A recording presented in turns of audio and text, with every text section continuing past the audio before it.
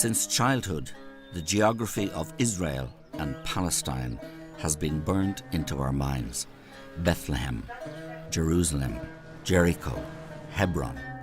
Names we are familiar with from school and history.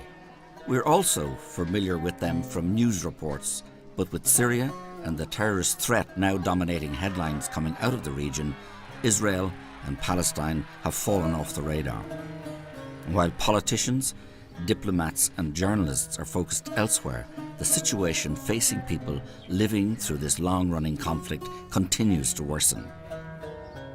2017 marks the 50th anniversary of the war that defines the modern and highly contentious geography of the region. Since 1967, Israel has militarily controlled much of the West Bank, land the international community recognises as being the basis of the intended Palestinian state. 50 years on from that war, people in the region continue to live a daily reality of occupation, segregation, restrictions of movement and violent conflict. And as we approach this anniversary, I travelled with international aid agency Trokra to Israel and Palestine to see how the lives of people in the region have been affected by 50 years of conflict. We're not equal, we don't have the same rights, so this is apartheid. This is obvious apartheid. You go out to the street, throw some shock grenades, knock on some doors, make some noise, run to the other corner of the street, invade another house, wake up the next family, and that's basically how you pass your 8-hour shift. There's ongoing blockade, there's deepening poverty, there's rising unemployment, and there's no hope. This is occupation. This is wrong. This is a violation of what I believe in as a rabbi from my Jewish tradition. It is a violation of international law. This big elephant is in the room and nobody sees this elephant and nobody wants to see the elephant. And the elephant is the Israeli occupation. Most of the Israelis don't care about it, have no moral doubts about it, have no question marks and don't deal with it at all.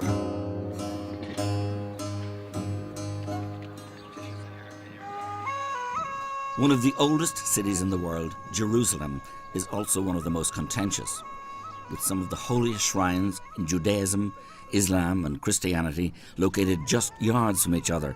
Jerusalem's old city is thronged with tourists. But while history attracts tourists into Jerusalem, it has also trapped the city into a bitter power struggle. In 1948, the State of Israel was created. Jerusalem was intended to be a shared capital for both Israel and an envisaged Palestinian state. But since the 1967 war, Israel has ruled both Israel West Jerusalem and Palestinian East. Jerusalem's old city is one of the most hotly contested square miles in the world. Tension is never far from the surface. Not far from where tourists soak up the sights, I found a small group of women protesting outside the district court of Jerusalem. The mother and friends of 16-year-old Mohammed Abu Qadir gathered. Mohammed had been abducted and burned to death in a local park. His murder is believed to have been a revenge killing by right-wing Israelis in retribution for the murder of 2 Jewish teenagers, all part of the depressing cycle of ongoing violence and bloodshed. The man accused of Mohammed's murder, Yosef Hayem Ben David, was found guilty by the Israeli court and sentenced to life in prison.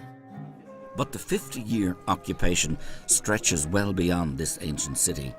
Since 1967, Israel has occupied the majority of the West Bank, which is internationally recognized as being Palestinian land.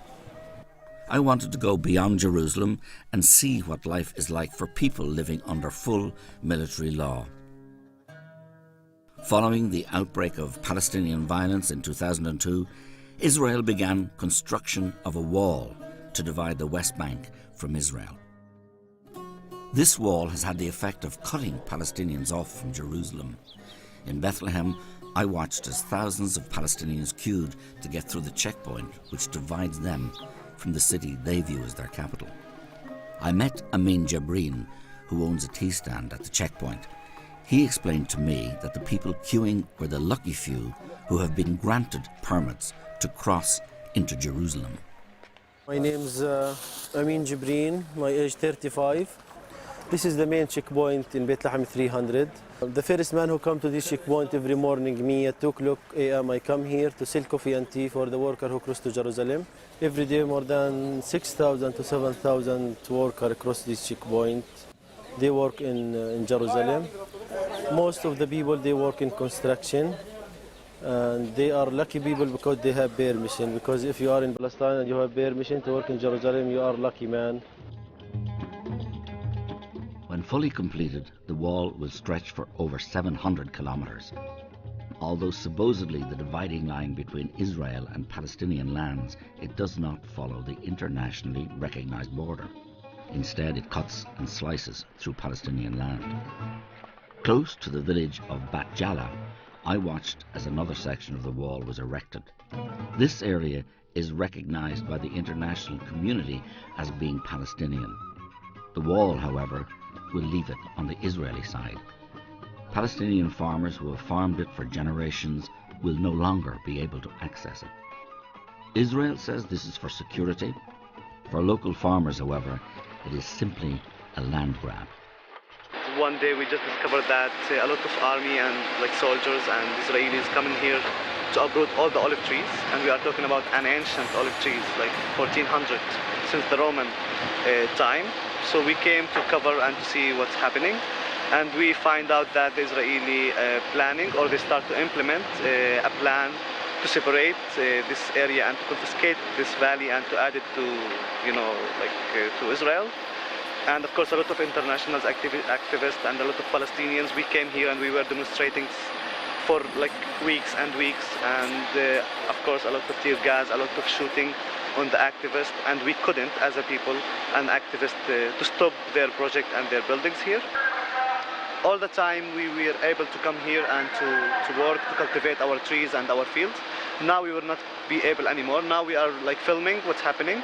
And the soldiers up there, if you see, they are calling us on the mic, saying we need to go and to leave this area. But he just said, yeah, just go behind the wall, which is just built now. And he said, this is Israel now, you can't be here anymore in our side. I told him, I've been here, maybe before you come here, and you know this area. I've been coming here and work here in this valley since a lot of years. You don't know the valley as much as I know it, and you can't just tell me go out. He said, yeah, but this is orders, and I'm just implementing the orders. The wall is just one way in which Israel is gradually confiscating Palestinian land. Throughout the West Bank, Israel continues a plantation project aimed at populating the area with its own citizens. Today, there are an estimated 600,000 Israelis living in settlements dotted across the West Bank. These settlements, built on Palestinian land to home Israeli citizens, are illegal under international law. Directly behind me on the top of this hill is the Israeli settlement of Gilo. So these settlements, like Gilo behind us here, are essentially commuter towns in the satellite of Jerusalem. So a lot of these residents will live in very Western-style houses, some of them with swimming pools, with first world services like electricity and water, and will be connected via access roads to Jerusalem. So many of the residents would commute maybe 10, 15 minutes into Jerusalem, and the houses will be subsidized. So it's cheap housing, they get tax breaks, and many would consider themselves not settlers but living in neighbourhoods of Jerusalem.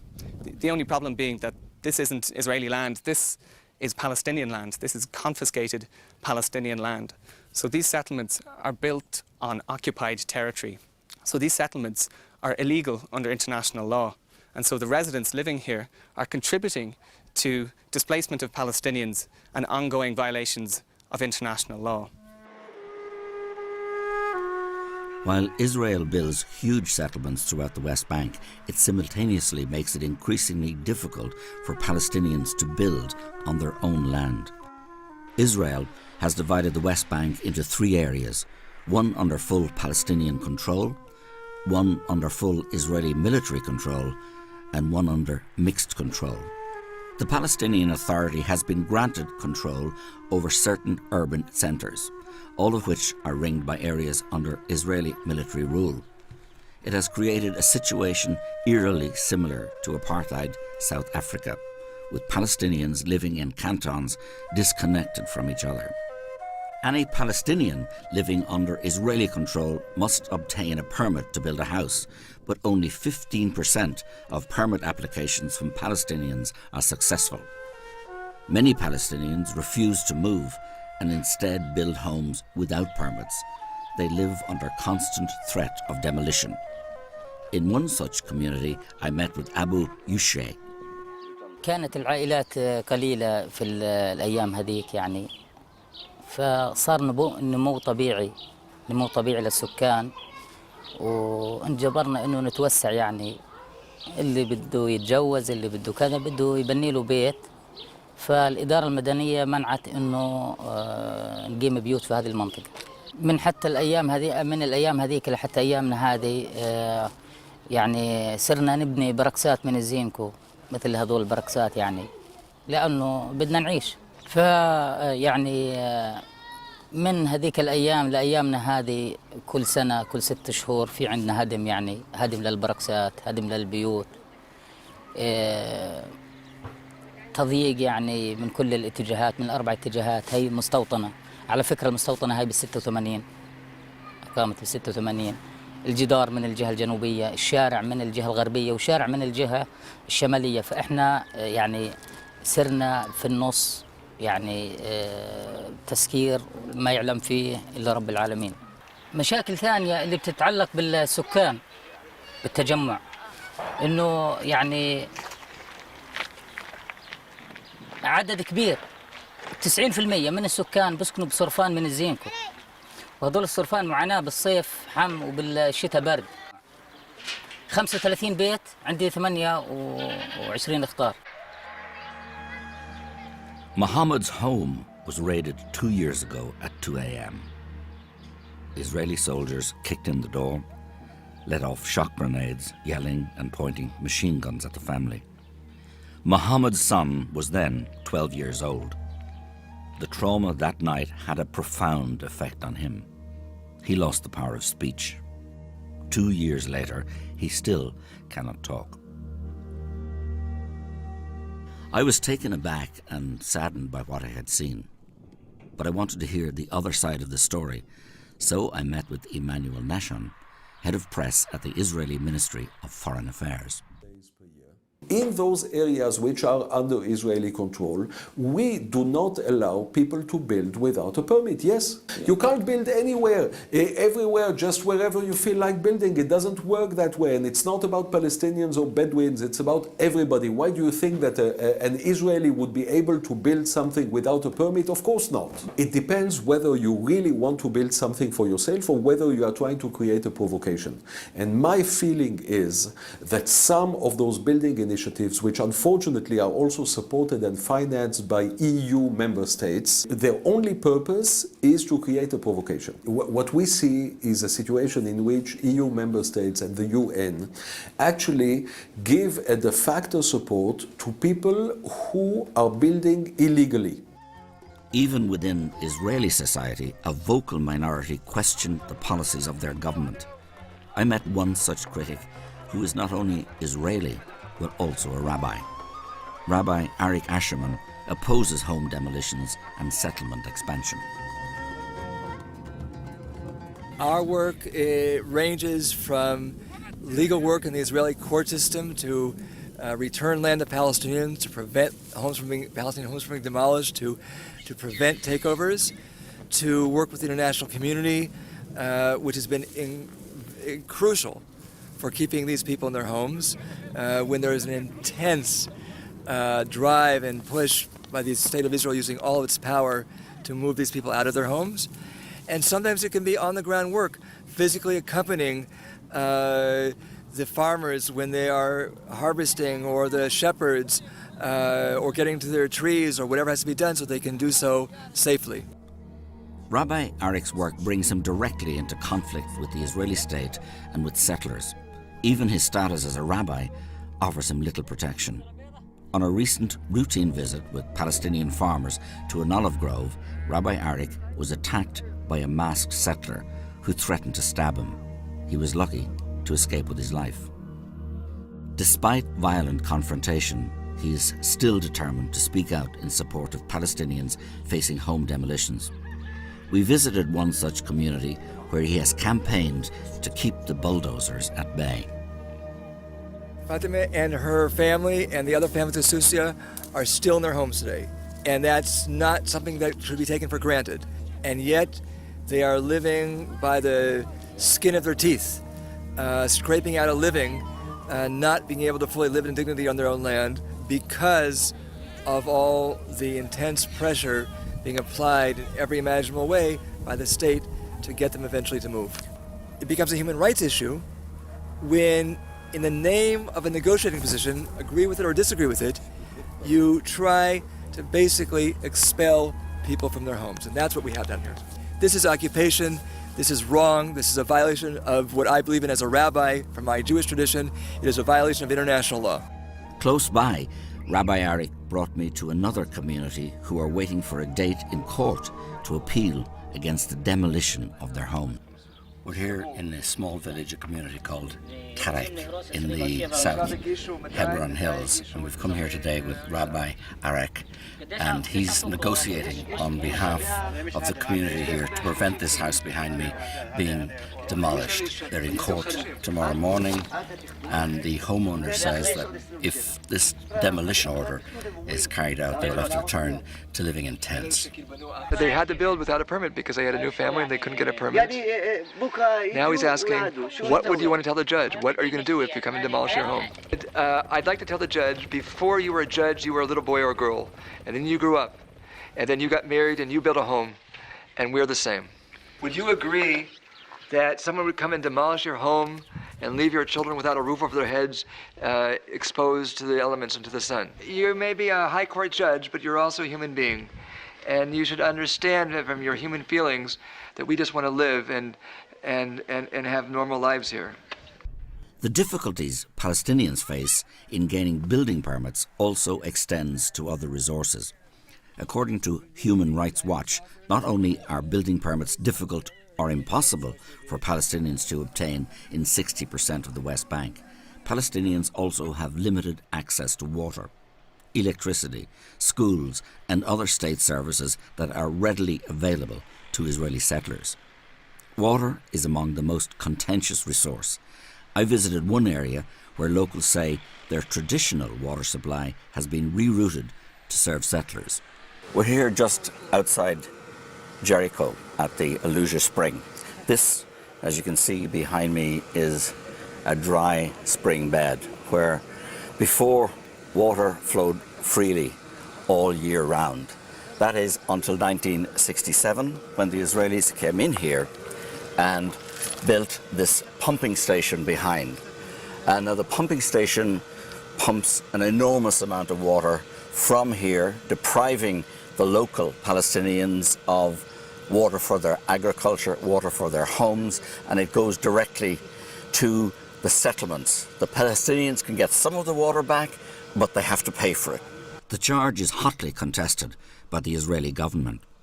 Israel does not steal water from the Palestinians, and we certainly do not stop the possibility of water coming to Palestinian towns and villages. We have the possibility to bring fresh water, which can be used for agricultural purposes, for industry purposes, and even for drinking, to Israelis and to Palestinians. We do not discriminate. The different treatment given to Israeli and Palestinians living in the West Bank shocked me. Even the legal system people live under is defined by their ethnicity.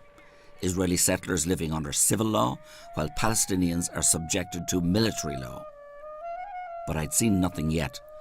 If people in rural areas suffer discrimination, the city of Hebron takes it to a whole new level. Like Jerusalem, Hebron is claimed by both Israelis and Palestinians. Although located deep in the heart of the West Bank, Israeli settlers claim the city. To defend them, the Israeli military has shut off the historic centre of the city to Palestinians. We met Israeli writer Gideon Levy, whose weekly column for Haaretz newspaper often highlights human rights abuses in the West Bank. If you want to see the Israeli apartheid in a nutshell, go to Hebron. There's no other place in which you can see it in the most crystal clear way. I mean, when a whole community is expelled from their homes, thousands of people, from their shops. When you live in a ghost town where there is almost only Jews living there after all the Palestinians had to leave out of fear because of the threats that they were living under and the violence that was implemented against them, and because of the army. If you see streets which are allowed only for Jews and roads which are allowed only for Jewish owners, what is it if not apartheid? Yehuda Shaul knows these streets well. As a sergeant in the Israeli Defense Forces, he patrolled them nightly. He says that his orders were clear: to disrupt the lives of Palestinians in any way possible. The IDF is supposed to protect the people who live here. Our orders as soldiers on the ground are very different. We are told we are here to protect the settlers. If we see a settler attacking a Palestinian, not our job. That's the job of the Israeli police. So I stand in a post, and I was standing in a post, and dozens of times, right in front of my eyes, settlers are beating up, are throwing stones, are breaking windows, are cutting electricity lines to a Palestinian house, and my orders are not to interfere. The concept in the IDF is that if Palestinians will get the feeling that the Israeli army is all the time everywhere, they'll be afraid to attack. So what do you do to make them feel this way? You make your presence felt. In Hebron, you have 3 patrols, that's their job, to make their presence felt. You start your night shift patrol, 10 o'clock till 6 o'clock in the morning. You choose a random house, the officer, the sergeant who leads the patrol. I was the sergeant leading these patrols for a while, yeah? Bump into a house, wake up the family, men one side, women the other side, search the place. You can yourself imagine the dynamics, what happens when a military unit bumps into your house at 2 o'clock at night. Finish searching the place, you go out to the street, throw some shock grenades, knock on some doors, make some noise, run to the other corner of the street, invade another house, wake up the next family, and that's basically how you pass your 8-hour shift. My deputy company officer threw a tear gas canister on a Palestinian kid, 3-4 years old, in a balcony, eating watermelon because he was collecting intelligence against us. Yeah, the guy was this size. He was having a competition with his radio guy whether who can fire a tear gas canister into a Palestinian home while the family is inside under curfew, cannot leave. A sergeant in my company killed a Palestinian young man with a rubber-coated bullet to his chin from around 10 meters away. Shaul's actions in Hebron eventually led to him questioning the Israeli military's presence in Hebron and throughout the West Bank.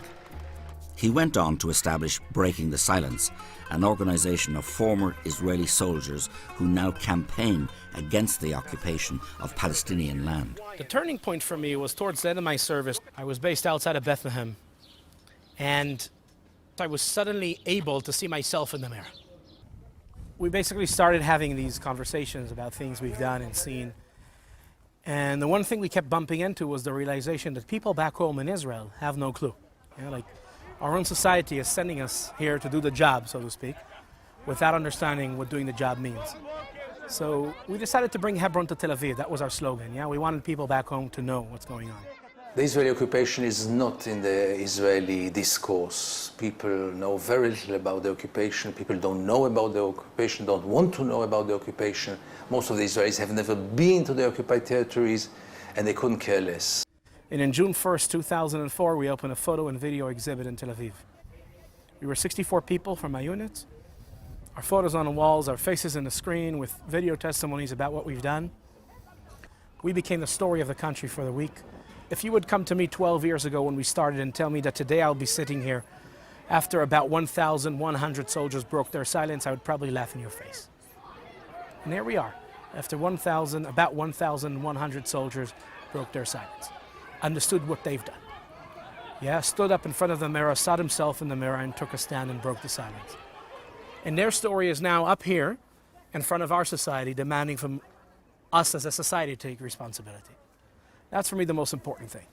Today, Shaul works with the very Palestinian communities he once ruled over, among them is Abel Rahman Samalia. My name is Abdurrahman, and I live in this house. This is my house. This is where I live. If a settler came to my house and attacked me in my house, if he went to the police station and said that I attacked him, by the law, I'm guilty until I prove the opposite. So by the law, I will go to jail. And they are innocent until not I prove the opposite, but the police proves the opposite. The Palestinians who are living here, they are all under the military law. The settlers who are living here, they are under the civilian law. We're not equal. We don't have the same rights. So this is apartheid. This is obvious apartheid. I live in Hebron in an area called Tal Rumeda. It's really, really hard and difficult to live next to the settlement. I was 10 years old when I started school here in this area. From 10 years until maybe 18, and it was the same, like it was all attacking. They attacked us physically, they throwing stones, they throwing dirty water, eggs, anything you imagine. They can do anything you imagine. I'd never seen anywhere like Hebron before. A ghost town filled with the pain of people who had been evacuated. It was eerie to walk down its empty streets. On one of the streets that is off limits to Palestinians, I met an Israeli settler who lives in the city. First of all, welcome to Hebron. It's the first historic Jewish city. There are many Jewish livers here, and they're not settlers. We're not settling foreign land. This is our land. We lived here before the establishment of the state or anything like that. We are the indigenous people here. I'm not saying there aren't other people that lived here for years. And I wish we can go back to the day, the way it was beforehand, where we lived side by side with true, real peace. There's organizations, NGOs, who mask themselves as human rights or whatever they want to call it, which use it as an agenda to spew that hate and that violence and keep it going, because if us and the local Arabs work it out, then they don't have a reason to exist. His words echoed those of official Israel. Israel continues to build settlements, and then the UN have recently said that the settlements, I'm just quoting this, are in direct violation of Article 49 of the 4th Geneva Convention, which forbids an occupier from transferring its own civilians into the territory it occupies. Well, we have a disagreement. We have a legal disagreement with the UN. And you don't agree with the UN on that? No. We do not agree on that statement at all. And the reason is the following.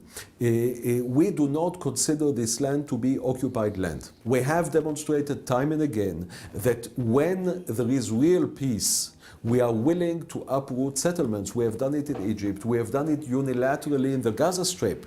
The settlement blocks, which are most of them, or all of them rather, in the vicinity of the Israeli border, are meant to stay under Israeli sovereignty. But what we have discussed with the Palestinians some years ago was the possibility of a territorial exchange. We see the activity of settlement building as something which is not against international law, and something that needs to be discussed together with the Palestinians. But if the conflict in the West Bank is a gradual and systematic one, the situation in Gaza is more upfront. 41 kilometers long and 12 kilometers wide, Gaza is a tiny, self-governing territory that is home to almost 2 million people. With both Israel and Egypt having locked its borders to all but a select few, the majority of Gaza's citizens are trapped. It has become, effectively, the world's largest open-air prison.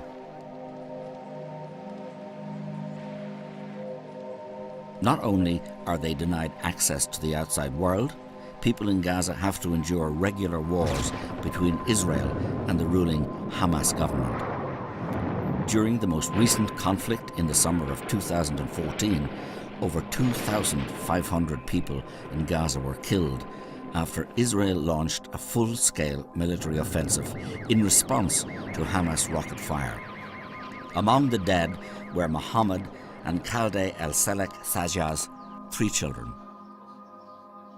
لما طلعنا فوق على السطح لقيت الوالد وال7 أطفال كله مرمى على الأرض. لما طلعت الوحيد اللي لقيته كامل يعني بدون أي إصابات في الرأس أو هذا ابني الوسطاني اللي هو عبد الحليم. حملته قلت إن شاء الله يكون عايش، حملته ونزلته تحت على أساس إنه عايش. بعد ما اديته لابن عمي على أساس يودوه على الشفا ينقذوه. طلعت كمان مشوار تاني أخذت عبد العزيز كان راسه من هان مفتوح، حملته ونزلت فيه. وديته لأخت مرتي. كان لسه في نفس، بس حتى في حاجة من مخه وقعت وأنا بحمل فيه، وطلعت مشوار ثالث. قلت بدي أجيب أمنية، ما شفتش الهراس، ما قدرتش. قلت خلص بس ينزلوها بأنزل أنا على ضليتنا على باب الدار استنى فيهم ينزلوهم عشان نودعهم من حاجة. لما جاء الإسعاف لقيت لما ضربوا البيت حسيته يعني ضرب عندنا في البيت. طلعت على الطابق الخامس، توقعت اني الاقي ان اولادي عايشين، انه انقذهم. يعني توقعت ما يكونوش على السطوع، يكونوا في الطابق اللي تحت شويه. طلعت فتحت هذا، لقيت طلعت دغري على السطوع، لقيت بقول لك حمايه و7 اطفال كلهم، اللي ملوش راس، اللي مستشهد على المطرح، كلهم يعني كانوا مستشهدين، يعني جثث سامده برق دم. لقيت انا كل بس اني طالعه المنظر هذا كمان ما رجعتش بعد وعي انه كانت تصير كلها اولادي. طلعت لقيت زوجي ما ياخذ ابني الوسطاني، لقيتها ضلت البنت بتطلع ما لقيتلهاش راس. لما شفت منظر ما لهاش راس نزلت من غير وعي على الدرج. يعني مثلا بعد فجأة هيك بعد اسبوع انا ليش ما رحتش على الشفاء اللي اودع اولادي اللي قبل ما يروحوا يدفنوهم. يعني الواحد كان بغير وعيه، يمكن الواحد شوية شوية لبدأ يتأقلم يعني، وهذه يعني رضت ربنا والحمد لله. أمنية كان عمرها 8 سنين، عبد الحليم 5 سنين، عبد العزيز 3 سنين. Mohammed would also lose his leg in an attack minutes later as he was carrying a body to the ambulance. بقول لك بعد أسبوع إنه اليهود اعتذروا إنه احنا مش قاصدين دار السلام. لحقوق إنه ندافع إنه بدنا حقنا وزي كده حق أولادنا. لها بقول هم أصلاً الصغار هذول هم كانوا يضربوا علينا قذائف صواريخ. إيش هذول الصغار هم بيعرفوا صواريخ ولا إيش؟ لا طبعاً. يعني عشان يحطوا اللوم على تعاوننا. It was very moving hearing these bereaved parents speak with such stoicism and dignity. Sadly, their story is far from unique.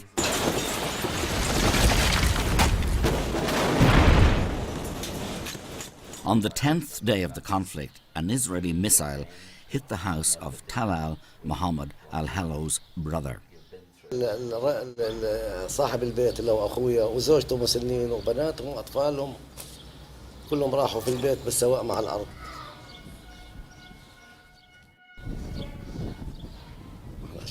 الحمد لله هذا قدرنا، هذا ما قتلته القوات الجيش الإسرائيلي.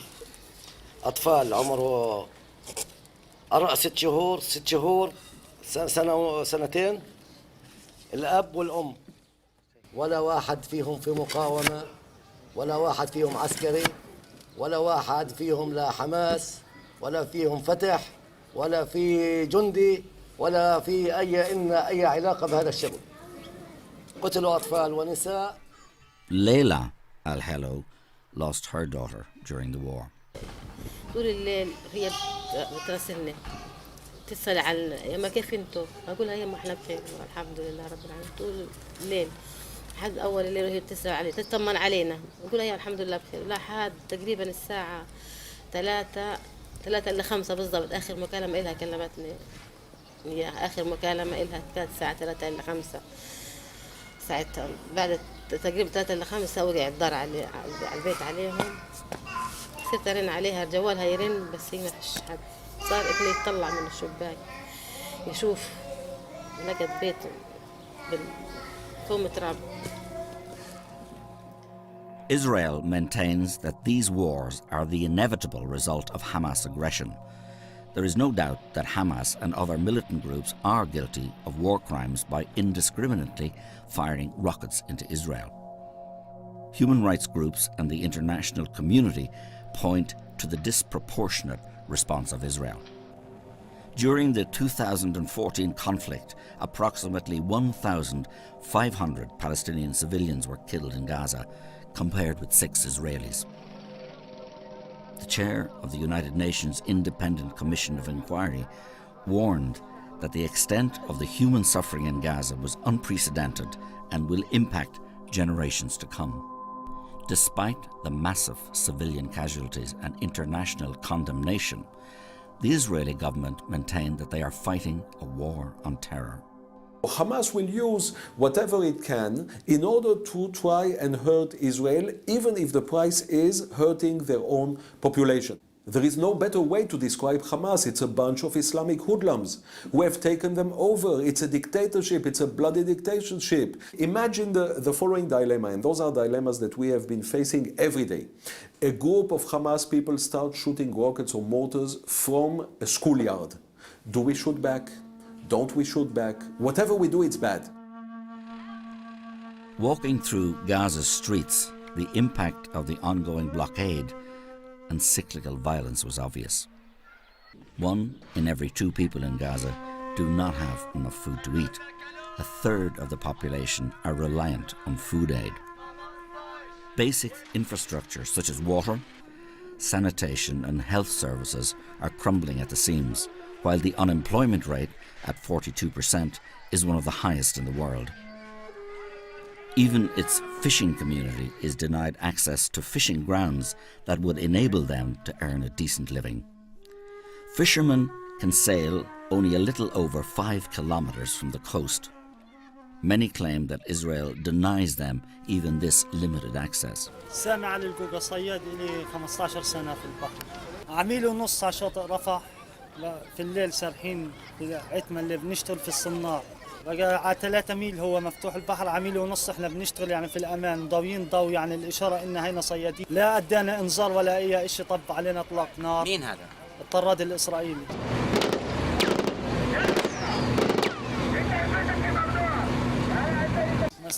ضب علينا اطلاق نار، مش عارفين وين نروح في الميه، احنا مش عارفين وين بدنا نشرب، مش عارفين وين نشرب. دمر الحسكه نهائي، ضرب الحسكه اول فجرها نهائي. destroyed by a rocket. وصار يضرب علينا مباشر اطلاق قذائف نص ساعه وهو يضرب علينا يعني بدون رحمه ولا بدون رأفه ولا باي شيء، وانتهيت انا يعني الصياد بده ايدتين، انا بايد واحده بنفعش. طبعا دخلت انا جوا البحر لاصطاد طبعا السمك ولا اطعم العيال، يعني العيال، وانا يعني هذه رزقتي، يعني ما فيش لي غير هالرزق، يعني فيش بديل غير هالرزق. فكنا احنا على الحسكه المجداف، فاجونا طبعا الزوارق الاسرائيليه، ومسكونا ووقفونا. طبعا وقفنا احنا، فقال لنا اشلحوا وعيكم، وشلحنا الملابس اللي علينا، اخذونا عمينا سدوده، لقيت من سدوده من جوا، حطونا في غرفه، واحنا قاعدين في الغرفه طبعا اجى علينا تقريبا ما يعادل تقريبا من 7 إلى 8 جنود. طبعا معاملتهم كانت سيئه كثير، من يوم اخذوه من يوم 27 الشهر لهذا اليوم انا قاعد عن العمل، وانا بطالب جميع الدول، وبطالب جميع المجتمعات، وبطالب جميع يعني كل الدول العربيه والاجنبيه حتى كمان انهم يساعدوا الصيادين ويقفوا مع الصيادين بالنسبه للاعتقال وبالنسبه للمساعدات وبالنسبه لكل ايش يعني بيحتاجوا الصياد، لانه الصياد مهمش كثير. واحنا طبعا انا لما بنزل البحر بكون يعني فيش ثقه، يعني بكون نازل وانا خايف البحر، لانه من اعتقال من اي امور ثانيه، يعني فيش يعني هذا الناشده بس احنا. Generation after generation now, what grows in Gaza is a huge human tragedy. Even the UN declared that by the year of 2020, Gaza will not be a place where human beings will be able to live. And it's unbelievable how the world is watching it and does nothing about it. Sister Bridget Thai from Sligo has lived in Gaza since early 2015. She says that the biggest problem here is not violence or poverty. It is the complete loss of hope. I have a background in nursing and midwifery and management, and I speak a bit of Arabic and I know the Middle East, so I feel that I can bring something useful to the people here. What I saw at the beginning is what anyone can see: the poverty, the broken homes, the children on the streets. But as I get to know the people, that's when I hear the other things: the hopelessness, the fear for the future. Their children, 6 years old, have lived through 3 wars, so they're traumatized, they're clinging, they're crying, they're bedwetting. There's a lot of violence, domestic violence, because the people are traumatized. So the longer I stay, the more I see, and I actually feel it in myself, the hopelessness that is pervasive in Gaza. With the help of organisations such as Trócaire, Sister Bridget delivers medical care to children in Gaza. One of the biggest issues children face is trauma. Ola Dweek, a child psychologist who works with Sister Bridget, explains. كنت قبل بمستشفى الطب النفسي وبطلع على مستشفى الشفاء وبشوف الحالات وكنت بتعامل مع أطفال بكر. هدول الأطفال اللي كانوا على البحر وبيلعبوا كورة اجت الزوارق ضربت فاستشهد منهم 3 وبقي منهم 3 فكانوا كتير هدول الأولاد أجريسيف كتير وكل شيء فيهم تغير. وصلوا لحالة ذهان إنه خرجوا عن عقولهم. هدول الأطفال تعاملت معهم فترة معينة لكن بعد هيك تركتهم ما كملت معهم. بلشت أحس بالحرب من اللي سمعته من الناس بعد ما اشتغلت. في طفلة في منطقة الفلاحين. هاي منطقة الفلاحين كلهم طلعوا من بيوتهم في الحرب. الطفلة هاي خسرت أخوها. أخوها كان بيعتبر لإلها الصديق والأب والأم بتحبه أكثر من أي حدا. فقدته قدام عينيها كان راكب على فزبة فلما شافته لحتى الآن بنت بتعاني إنه حاليا بتكتب رسائل لأخوها بتجيب لي هاي الرسائل عشان أقرأها إنه على طول بتحلم فيه بتشوف كوابيس في الليل. فهاي البنت أثرت فيها لأنه صار لي بتعامل معها سنة كاملة بس لحتى الآن كل ما بتيجي بتحكي عن أخوها. So we've known these people for 2 or 3 years. Some of them lost their homes, some of them took in other people, and we've seen them grieve, try to get their lives together, try to move on, try to look forward. But look forward to what? You saw the number of children. What's the future of those children? Sister Bridget's assessment was sobering, but it was also accurate. When you speak with people in Gaza, you can feel the hopelessness.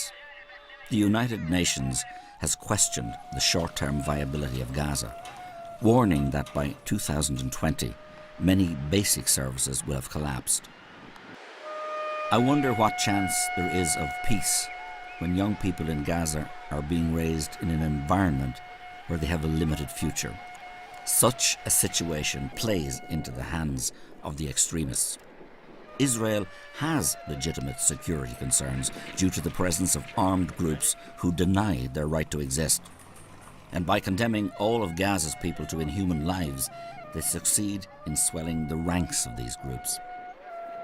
Without political movement, the cycle of violence seems destined to continue. I've just spent 2 days in Gaza, an extraordinary experience. I'm here in a caged area between Gaza and Israel. It's no man's land. We passed through 2 checkpoints down there, Hamas, Fatah, Palestinian checkpoints, back to back with Israeli checkpoints. It's like nowhere I've ever been. It's an open-air prison, 1.8 million people surrounded by a wall on one side and by the Mediterranean Sea on the other. And that sea is constantly patrolled by Israeli gunboats. We have met people who have been devastated by the war, families who have lost up to 11 people, children with horrific injuries. Having spent time in Gaza and the West Bank, it was very difficult to come away feeling positive. The conflict seemed so intractable, so deep and so ingrained. However, there are voices for peace. Before I left, I had a chance to meet a group of Israelis and Palestinians who work together.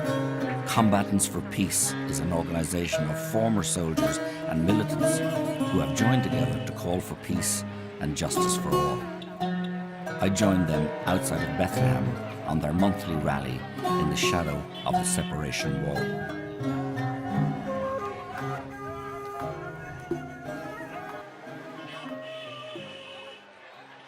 Combatants for Peace, which is a joint organization of Israeli and Palestinian who took part in the circle of violence, which means Israelis who participated in the army, Palestinians who sat in the Israeli jail, and said we are not longer willing to continue the violence, the circle of violence. We don't want our children to live in this kind of environment, and we're willing to do something today in order to ensure that our children will have a better chance to live here. The only way to end this conflict is to talk together with Palestinians who are non-violent. I used to live a few years in America, and I just felt I can't represent. I felt almost ashamed being Israeli, because when you're outside, you see how Israel looks from the outside, and it's so hard. So when I came back, I became more active in the issue of occupation, because I feel that when we're here, we have to do what we can to change this. During my short time in Israel and Palestine, I met several Israelis who shared the view that the time has come to end the occupation and deliver a lasting peace. These activists remain a minority voice, but there are signs that their numbers are growing.